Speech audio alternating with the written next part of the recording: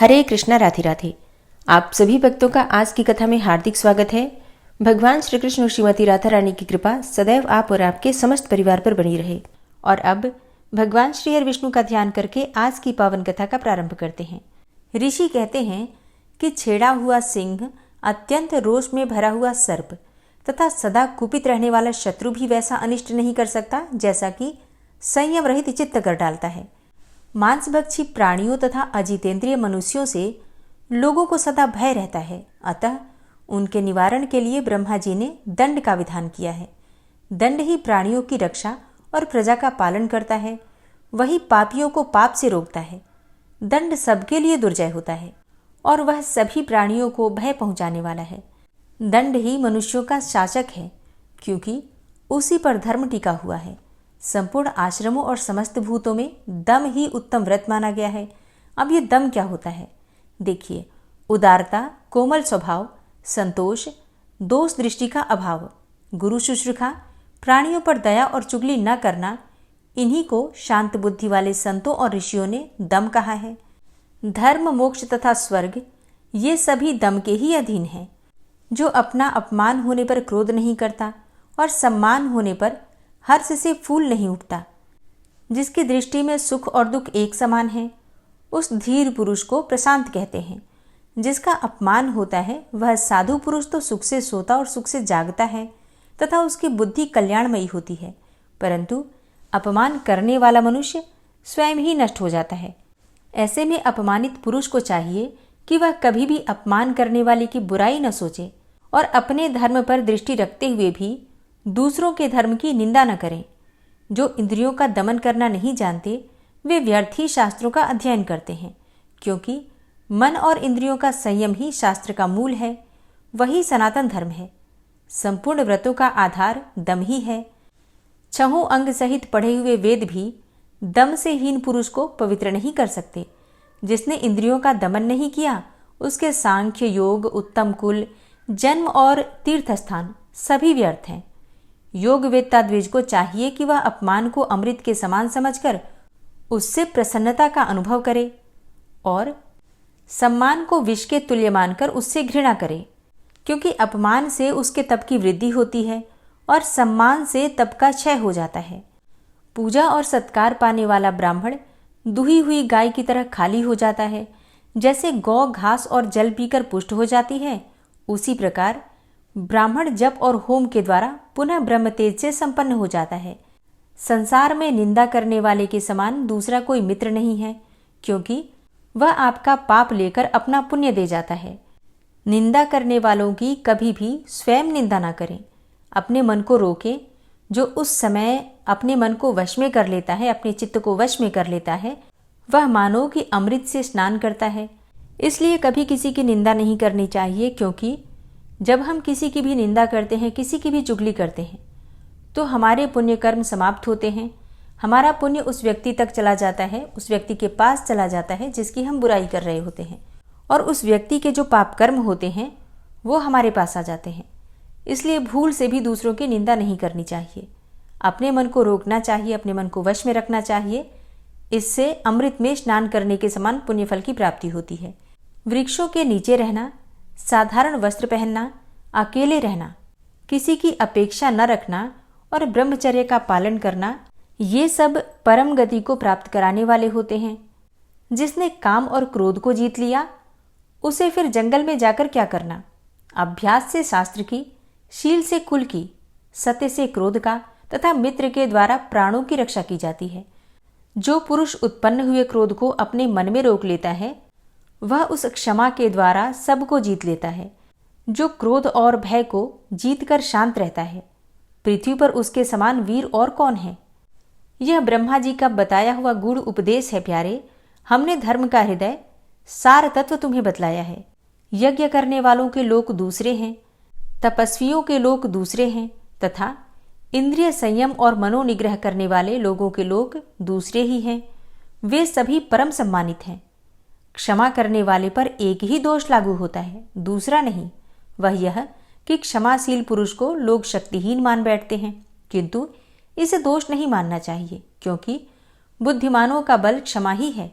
जो शांति अथवा क्षमा को नहीं जानता वह इष्ट अर्थात यज्ञ आदि और पूर्त अर्थात तालाब आदि खुदवाना दोनों के फलों से वंचित हो जाता है।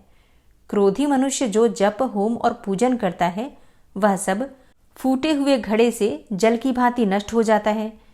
जो पुरुष प्रातःकाल उठकर प्रतिदिन इस पुण्यमय दमाध्याय का पाठ करता है वह धर्म की नौका पर आरूढ़ होकर सारी कठिनाइयों को पार कर जाता है। जो दिन सदा ही इस पुण्यप्रद दमाध्याय को दूसरों को सुनाता है वह ब्रह्मलोक को प्राप्त होता है तथा वहां से कभी नहीं गिरता। धर्म का सार सुनो और सुनकर उसे धारण करो। जो बात अपने को प्रतिकूल जान पड़े उसे दूसरों के लिए भी काम में न लाए। जो पराई स्त्री को माता के समान, पराई धन को मिट्टी के ढेले के समान और संपूर्ण भूतों को अपने आत्मा के समान जानता है वही ज्ञानी है। जिसकी रसोई बलि वैश्व देव के लिए और जीवन परोपकार के लिए है वही विद्वान है। जैसे धातुओं में सुवर्ण उत्तम है वैसे ही परोपकार सबसे श्रेष्ठ धर्म है, वही सर्वस्व है।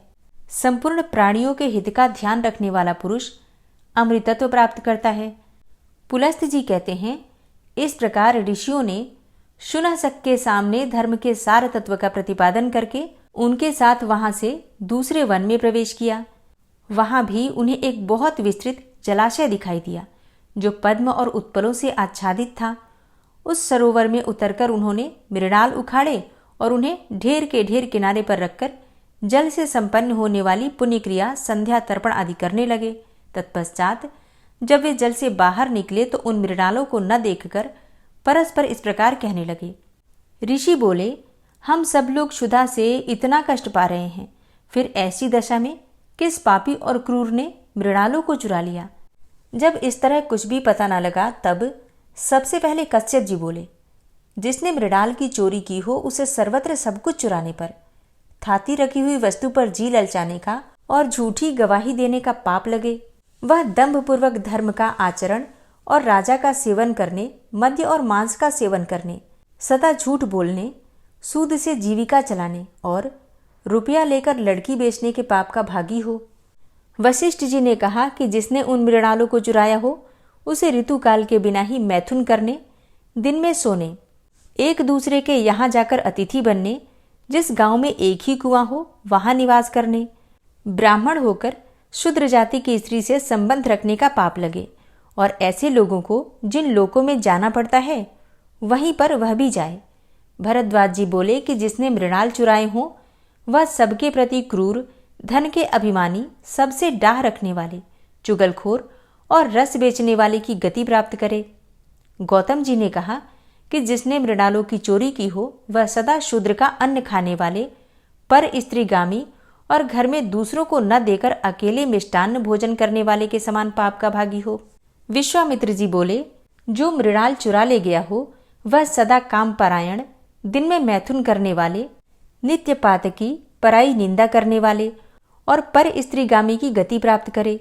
जमदग्नि जी ने कहा, जिसने मृणालों की चोरी की हो वह दुर्बुद्धि मनुष्य अपने माता पिता का अपमान करने, अपनी कन्या के दिए हुए धन से अपनी जीविका चलाने के, सदा दूसरे की रसोई में भोजन करने के, पर स्त्री से संपर्क रखने के और गौओं की बिक्री करने के पाप का भागी हो। पराशर जी बोले, जिसने मृणाल चुराए हो वह दूसरों का दास एवं जन्म जन्म क्रोधी हो तथा सब प्रकार के धर्म कर्मों से हीन हो।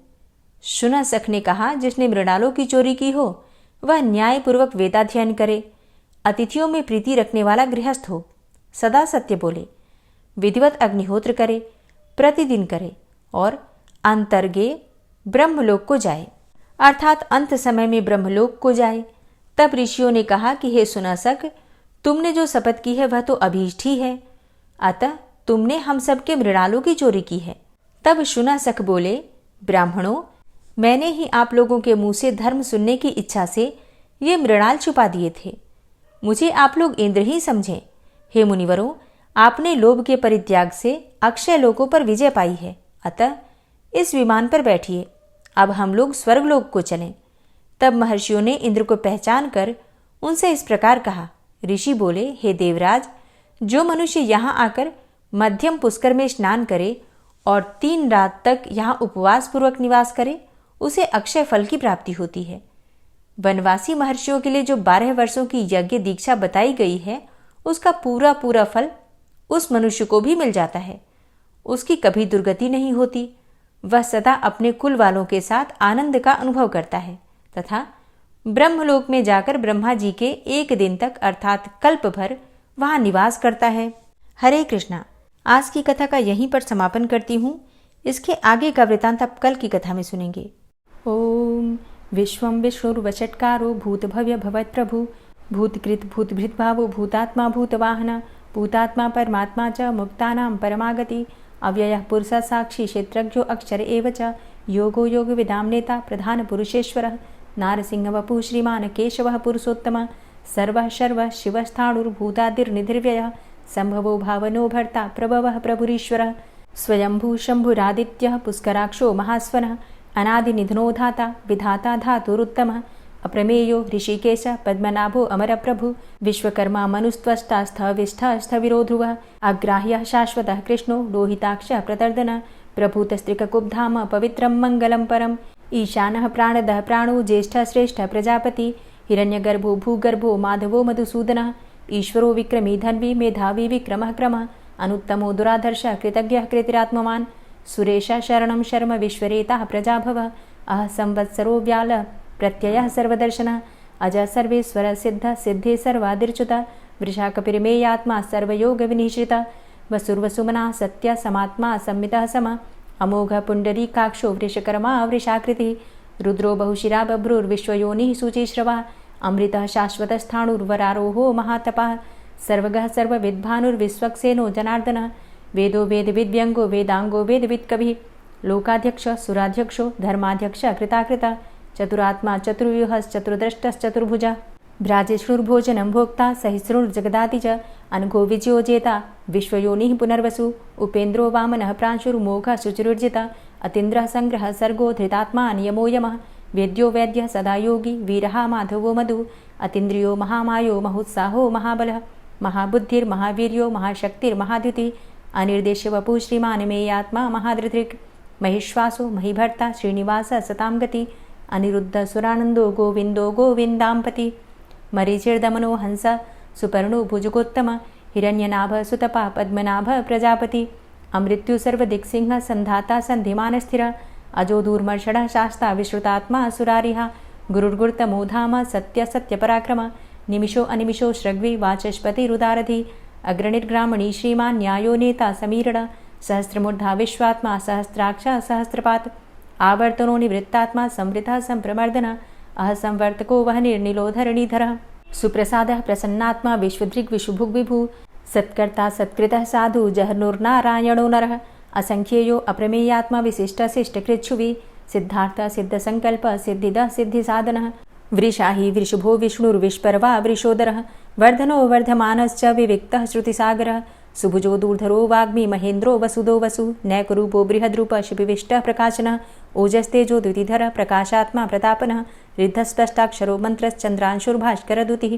अमृतांशुद्भवो भानु शशबिन्दुः सुरेश्वरः औषधं जगतः सेतु सत्यधर्मपराक्रमः भूतभव्य भवन्नाथ पवनः पावनो नलः कामः कामकृत्कान्तः कामः कामप्रदः प्रभु युगादिकृद्युगावर्तो नैकमायो महाशनः अदृश्योऽव्यक्तरूपश्च सहस्रजितनन्तजित् इष्टो अविशिष्ट शिष्टेष्ट शिखण्डी नहुसो वृष क्रोधः क्रोधकृत्कर्ता विश्वबाहुर्महीधरः अच्युतः प्रतितः प्राणः प्राणदो वासवानुजः अपां निधिर्धिष्ठानं प्रमत्तः प्रतिष्ठितः स्कन्दः स्कन्दधरो धूर्यो वरदो वायुवाहनः वासुदेवो बृहद्भानुरादिदेवः पुरन्दरः अशोकस्तारणस्तारः शूरः सौरिर्जनेश्वरः अनुकूलः शतावर्त पद्मी पद्मनिभेक्षणः पद्मनाभो अरविन्दाक्ष पद्मगर्भ शरीरभृत् महर्धिरिद्धो वृद्धात्मा महाक्षो गरुडाध्वजः अतुलः शरभो भीमो समयज्ञो हविर्हरि सर्वलक्षणलक्षण्यो लक्ष्मीवान् समितिञ्जयः वीक्षरो रोहितो मार्गो हेतुर्दामोदरः सह महीधरो महाभागो वेगवान् मिताशनः उद्भवः शोभणो देवः श्रीगर्भः परमेश्वरः करणं कारणं कर्ता विकर्ता गहनो गुहः व्यवसायो व्यवस्थान संस्थान स्थानदो ध्रुवः परर्थी परमस्पस्तुष्टः पुष्टः सुभेक्षणः रामो विरामो विरजो मार्गो नेयो नयोनयः वीरः शक्तिमतां श्रेष्ठो धर्मो धर्मविदुत्तमः वैकुण्ठः पुरुषः प्राणः प्राणदः प्रणवः पृथु हिरण्यगर्भः शत्रुघ्नो व्याप्तो वायुरुधोक्षजः ऋतुः सुदर्शनः कालः परमेष्ठी परिग्रहः उग्रः संवत्सरो दक्षो विश्रामो विश्वदक्षिणः विस्तारस्थावरस्थाणु प्रमाणं बीजमव्ययम् अर्थो अनर्थो महाकोशो महाभोगो महाधनः अनिर्विण्णस्थविष्टभू धर्मयुपो महामख नक्षत्रनेमिर्नक्षत्री क्षमा चामः समीहन यज्ञ इज्जो महिज्यश्च क्रतुसत्रं सतां गतिः सर्वदर्शी विमुक्तात्मा सर्वज्ञो ज्ञानमुत्तमं सुव्रतः सुमुखः सुष्मा सुघोषः सुखदः सुहृतः मनोहरो जित्क्रोधो वीरबाहुर्विदारणः स्वापनः स्ववसो व्यापी नैकात्मा नैककर्मकृत् वत्सरो वत्सलो वत्सी रत्नगर्भो धनेश्वरः धर्मगुप्त धर्मकृद्धर्मी सदसक्षरमक्षरम् अविज्ञाता सहस्रांसुर्विधाता कृतलक्षणः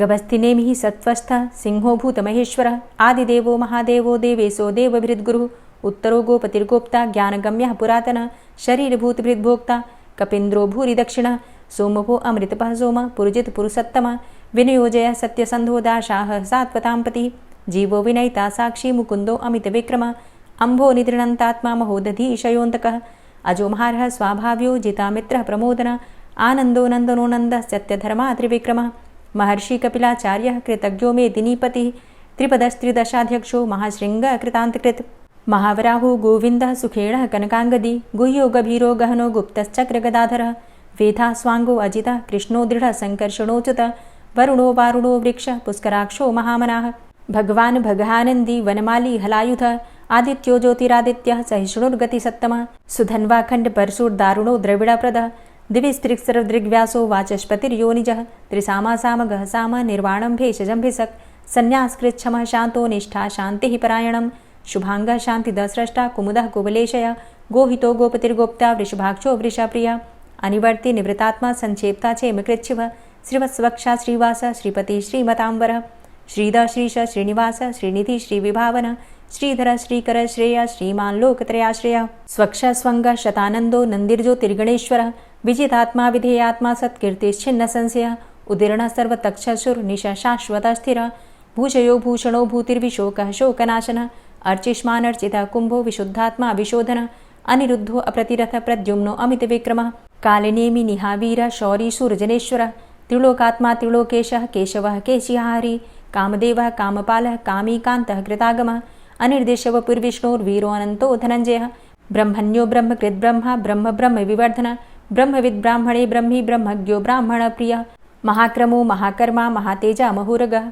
महाक्रतुर्महायज्वा महायज्ञो महाहवि स्तव्यः स्तव प्रियः स्तोत्रं स्तुतिस्तोतारणप्रियः पूर्णः पुरैता पुण्यः पुण्यकीर्तिर्नामयः मनोजवस्तीर्थकरो वसुरेता वसुप्रद वसुप्रदो वासुदेव वसुर्वसुमनाहवि सद्गतिः सत्कीर्तिः सत्ता सद्भूति सत्परायणः शूरसेनो यदुश्रेष्ठः सन्निवासः सुयामुनः भूतावासो वासुदेवः सर्वासु निलयोऽनलः दर्पः दर्पदो दृप्तो दूढरोथा पराजितः विश्वमूर्तिर्महामूर्तिर्दीप्तमूर्तिर्मूर्तिमान् अनेकमूर्तिरव्यक्तः शतमूर्तिः शताननः एको नैकः सवकः किं यत्तत्पदमनुत्तमं लोकबन्धुर्लोकनाथो माधवो भक्तवत्सलः सुवर्णवर्णो हेमांगो वरांगश्चन्दनांगदी वीरः विषमः शून्यो घृताशीर चलश्चलः अमानीमानदो मान्यो लोकस्वामी त्रिलोकधृक् सुमेधा मेधजो धन्यः सत्यमेधा धराधरः तेजो वृषः द्वितिधरः सर्वशस्त्रभृतांबर प्रग्रहो निग्रहो व्यग्रो नैकशृङ्गो गदाग्रजः चतुर्मूर्तिश्चतुर्बाहुश्चतुर्व्यूहश्चतुर्गति चतुरात्मा चतुर्भावश्चतुर्वेदविदेकपात् समावर्तो अनिवृतात्मा दुर्जयो दुरतिक्रम